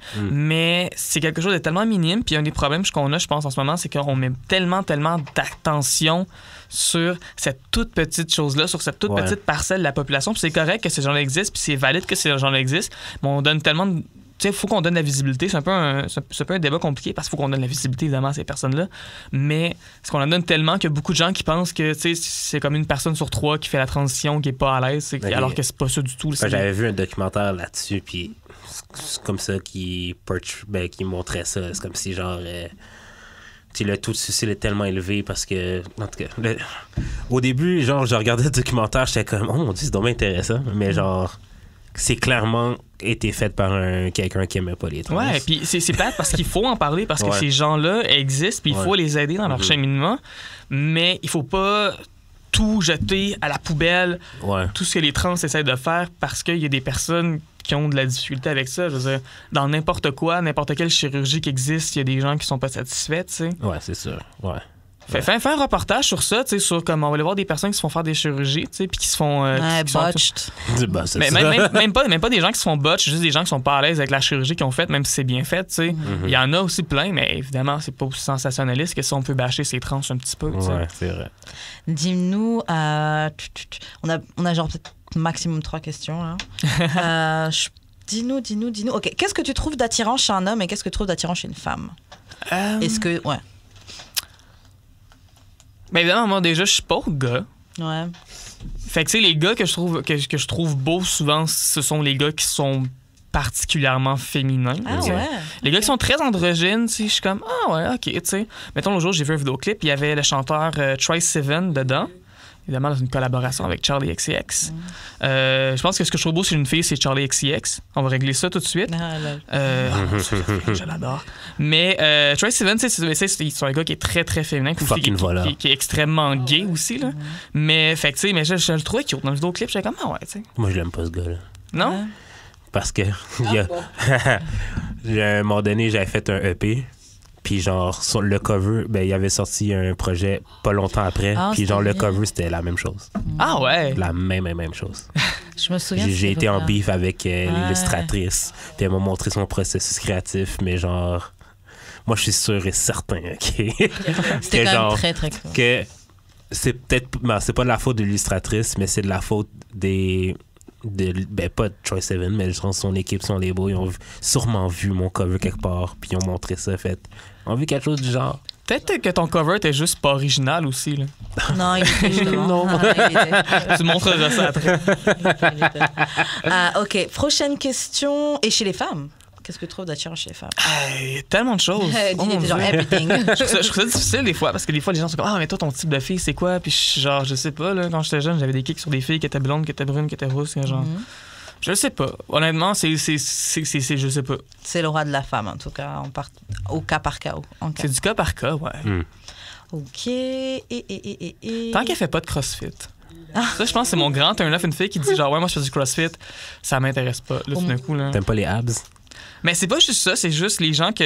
Sport is life. Tu sais, que sport is life. C'est ça que j'aime pas, en fait. Après ça, c'est la fille est musclée, parce qu'elle est musclée, je veux dire, you do you, tu sais. Mais je sais pas, c'est... OK, prochaine question. OK, c'est quoi ton celebrity crush? Charli XCX. Ouais, j'avoue, tu viens de sinon, j'aime beaucoup. Mais c'est drôle parce que j'ai des crushs sur des célébrités, mais vu que je suis aussi une fille, genre, ça fait en sorte que souvent, j'essaie de m'inspirer d'eux pour mon look, tu sais. Mettons, Charli XCX, des fois, il y a des petits éléments que je vois aller. Moins ce qu'elle fait en ce moment, parce qu'en ce moment, elle est très... je veux dire, sa pochette de son album, elle a juste pas de linge. Fait que je peux pas m'inspirer de ça, tu sais. Mais comme, tu sais, moi, je l'appréciais beaucoup autour de comme 2013, pendant que j'étais dans une période de transition très importante aussi. Fait que son look me parle beaucoup. Ou genre, tu sais, Lana Del Rey, mais l'époque comme 2014... quand elle fait son album Ultraviolence, puis que là, tu sais, était les cheveux très plus foncés, puis c'est le gros maquillage autour des yeux, puis tout ça, ça me parlait un peu plus. Mais ouais, pas mal ces deux-là dans mes grands celebrity crush. Ça, puis Alexandria Ocasio-Cortez aussi. Ah ouais. La politicienne américaine, honnêtement, là. Ah ouais, sûr. My girl. Ah, mon Dieu. OK, Ça va l'air à bonne place, là, en tout cas. Ça a-tu changé depuis... Depuis? Ton celebrity crush? Depuis Sergi Baka. C'est toujours Sergi Baka, The Baby, Rihanna. Ah, ben, The Baby, c'est quand même nouveau, là. Ouais, mais ça fait un moment que j'ai ça. The Baby, ma baby daddy. Et Rihanna. Ton baby daddy, tu te calmes! Ça ne bouge pas. OK, on va faire une dernière question avec Estelle. Estelle, est-ce que tu penses que le futur est hopeful, en tout cas? Je pense que ça peut pas être pire, honnêtement. Ben, ça peut être pire, oui, parce que ça dépend qui s'en va sur le pouvoir. Puis finalement, il y a toute une montée de l'extrême droite qui se passe en ce moment. Puis là, j'espère que les Canadiens vont être capables de voter pour des gens qui sont pas anti-LGBT.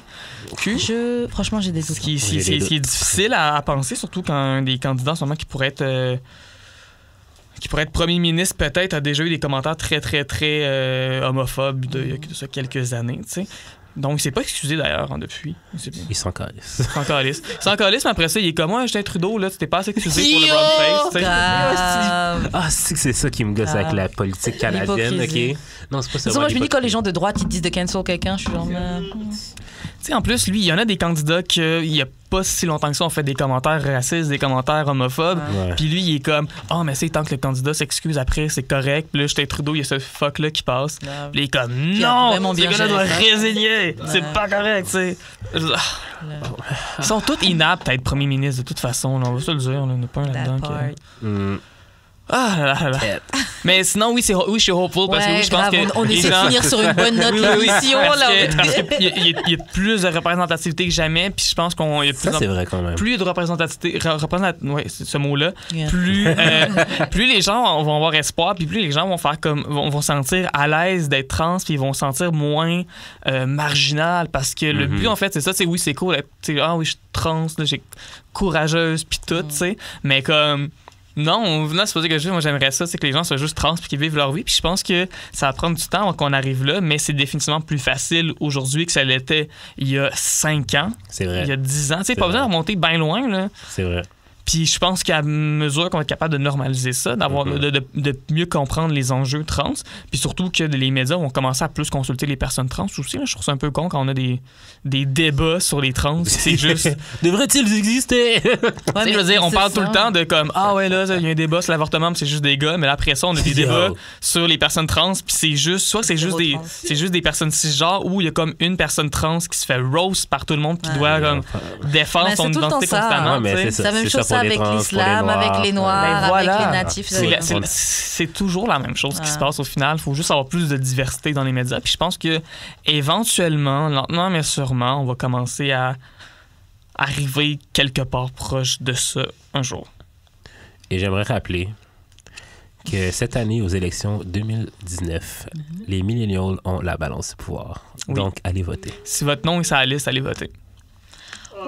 Oui, c'est vrai. Je peux te donner mon vote si tu veux. Bon, sur ça, on va s'arrêter d'amour et de sexe. C'est fini pour aujourd'hui.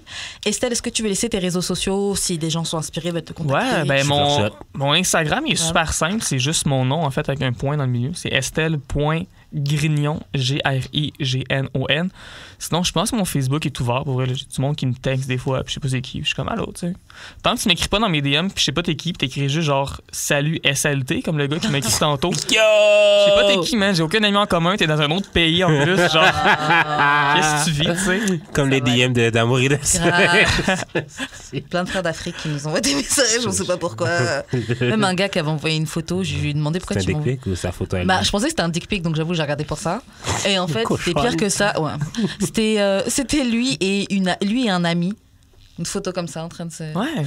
Moi, j'ai reçu un gars qui était comme avec un chandail du Canadien, genre, à côté d'une statue du Canadien. Il m'a envoyé ça. Je sais pas t'es qui, genre, mais il m'envoie ça. Lol. Tu sais, c'est un monsieur qui a l'air comme d'être dans la cinquantaine. I guess qui s'est trompé d'Estelle, je sais pas. Je fais comme, allô, tu sais. Il shootait son shot, il essayait de... Je crois que t'aimes les Canadiens. J.U.D., comment on fait pour entrer en contact avec toi? J'ai eu d'expérience sur toutes les plateformes, puis Forever Yours is Out, puis c'est pas mal ça. Et toi, Karen? OK, moi, on me rejoint sur Instagram, @weshkaren, WESHKAREN, et vous me rejoignez le samedi de 14h à 15h sur CIBL 101.5 pour l'émission Renka.